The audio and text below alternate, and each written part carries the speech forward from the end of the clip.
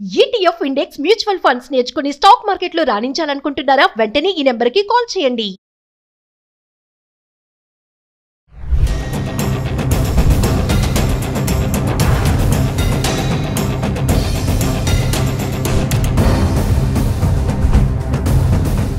Hello viewers, welcome back to our channel. అమెరికాకు వెళ్ళే దొడ్డిదారినే donkey route అంటారంట. ఏజెంట్స్కి డబ్బులు ఇస్తే పనామా, మెక్సికో అడవిలోంచి అమెరికా తీసుకెళ్తారంట. అసలు ఏంటి ఈ donkey route?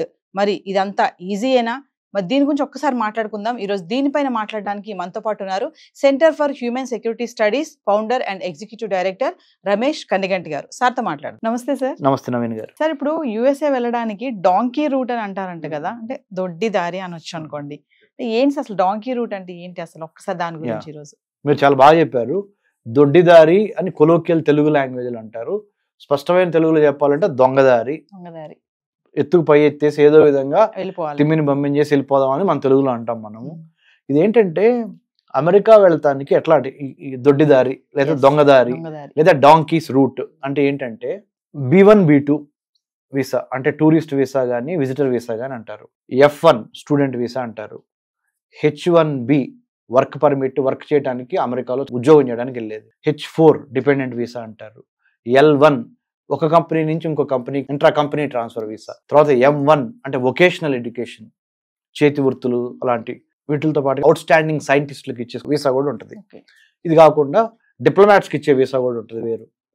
Government and higher government officials and diplomats, ఇన్ని రకాల వీసాలు ఉంటాయి.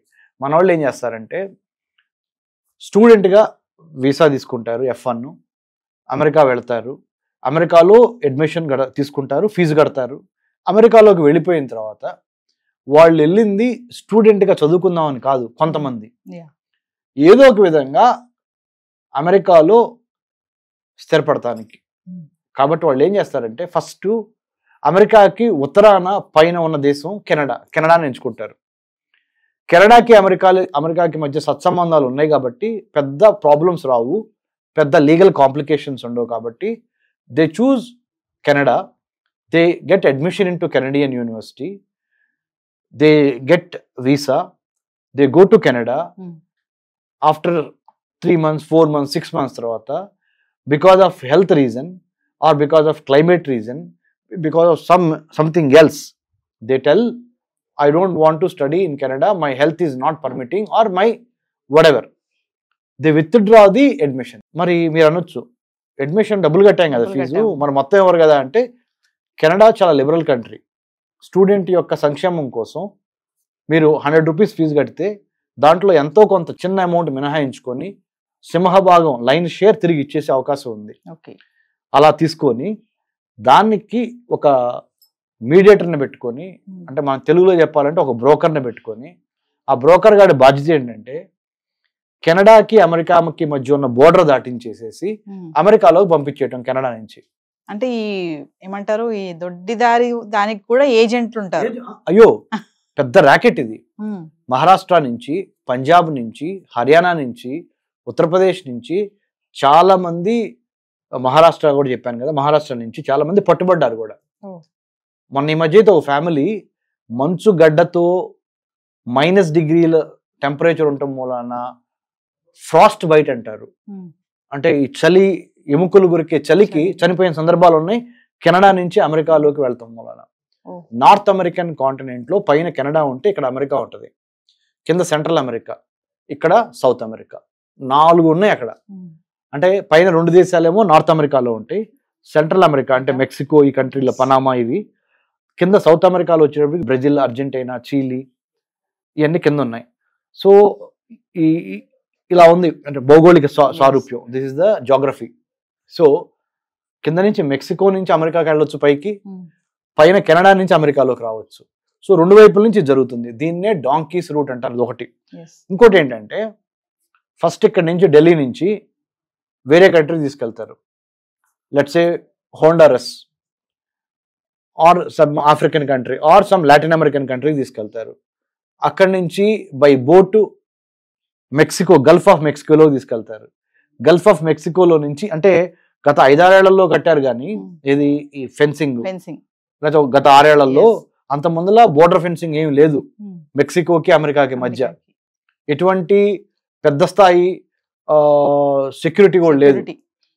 సో డ్రగ్స్, నార్కోటిక్స్ అనండి, ఆర్మ్స్ అనండి, హ్యూమన్ ట్రాఫికింగ్ అనండి, ఇవన్నీ కింద మెక్సికో నుంచి పైకి అమెరికాలోకి వెళ్ళాయి. సో ఈ రూట్లని కూడా మనము డాంకీస్ రూట్ అంటారు. అంటే సార్ ఫారెస్ట్ లోంచి వెళ్తారని అంటారు, అంత ఈజీ కాదు కదా ఇది? ఈజీ కాదండి. నదులు, సముద్రాలు, పర్వతాలు, మానవ జీవితము 2 అంశాల మీద ఆధారపడి ఉంటుంది నవీన్ గారు. ఒకటి భయము, ఇంకొకటి ఆశ. You are fearful of something, that's why you do certain things or you don't do certain things. You are hopeful of something, that's why you do certain things to get that. So ఆ రెండింటి మధ్య జరిగే ఘర్షణ, భయానికి ఆశకి మధ్య జరిగే ఘర్షణని ఈ మధ్యలో ఉన్న మధ్యవర్తి అంటే ఈ ఏజెంట్స్ క్యాష్ చేసుకొని అట్నుంచి డబ్బులు తీసుకుంటారు, ఇటు నుంచి డబ్బులు తీసుకుంటారు. పోతే ప్రాణం పోయేది మీది నాది కదా, వాళ్ళే బావు కదా. వాళ్ళ డబ్బులు వాళ్ళ కమిషన్ వాళ్ళు తీసుకొని మీకు ఎందుకు అక్కడ ఉన్నారు, మీరు అక్కడ ఫ్లైట్ దిగంగానే మిమ్మల్ని రిసీవ్ చేసుకుంటారని చెప్తారు, లేదా పలానా చోటకి వెళ్ళండి అక్కడి నుంచి మా వాళ్ళు మిమ్మల్ని తీసుకెళ్తారని చెప్తారు. So what I'm trying to say is, ఇది గ్యారంటీగా ఒక ట్రాప్. ఈ ట్రాప్ లో పడకుండా ఉండాలి అంటే there is nothing like short cut to success అండి. అంటే ఇప్పటికే కూడా ఉన్నారంటారా సార్ అలా వెళ్ళే వాళ్ళు? 100% ప్రతి దేశంలోనూ ఆపరేట్ అవుతున్నారు, ఇంక్లూడింగ్ ఇండియా. మీరు అనొచ్చు మరి ఉన్నారని అంటున్నారు కదండి, పోలీసులు ఏం చేస్తున్నారు, సిబిఐ ఏం చేస్తుంది, లేకపోతే ఇంకా మిగతా లా ఎన్ఫోర్స్మెంట్ ఆఫీసర్స్ ఏం చేస్తున్నారు ఇండియాలో? అమెరికాలో కూడా FBI, federal bureau of investigation, లేదా ఐస్ పేరు విన్నారా? ఐస్ అంటే మనం తినే ఐస్ కాదు, ఐస్ అంటే ICE, immigration customs enforcement agency అని ఉందండి. ఐస్ అని. ఐస్ చల్లగా ఉండాలి కదా, కానీ ఇప్పుడు ఐస్ బాగా వేడిగా ఉంది.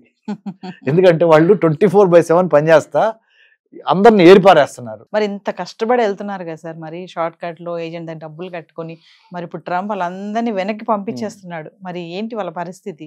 అదే ముందర మనం ఆలోచించుకోవాలి. ఎప్పుడైనా సరే దూరపు కొండలు నునుపంటారు తెలుగులో.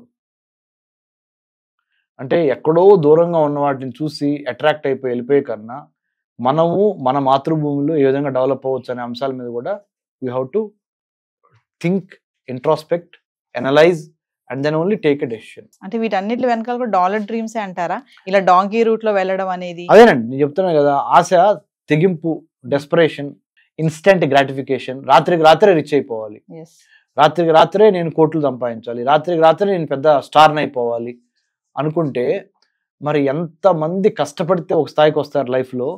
So brick by brick, step by step, 1000 miles of journey starts with a single step. ఆ పేషెన్స్ ఉండాలి, ఆ పర్సివరెన్స్ అంటే పట్టుదల ఉండాలి. Perseverance, patience, planning, preparation. అప్పుడు then you can inspire others. You need to go through all this. So people are not ready and people are very desperate to get things overnight. I think this kind of situations they land in, which is very unfortunate.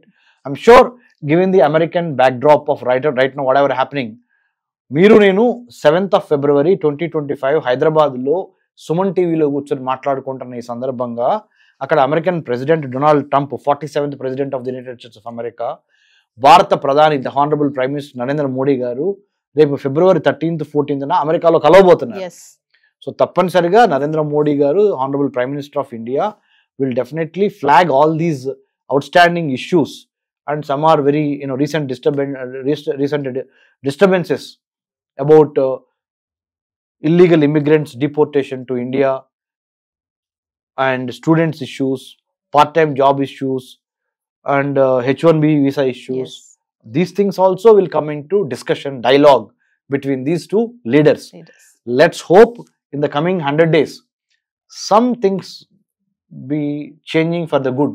Thank you very much Naveen garu. Hi, stock market lo volatility ki దూరంగా ఉంటున్నారా?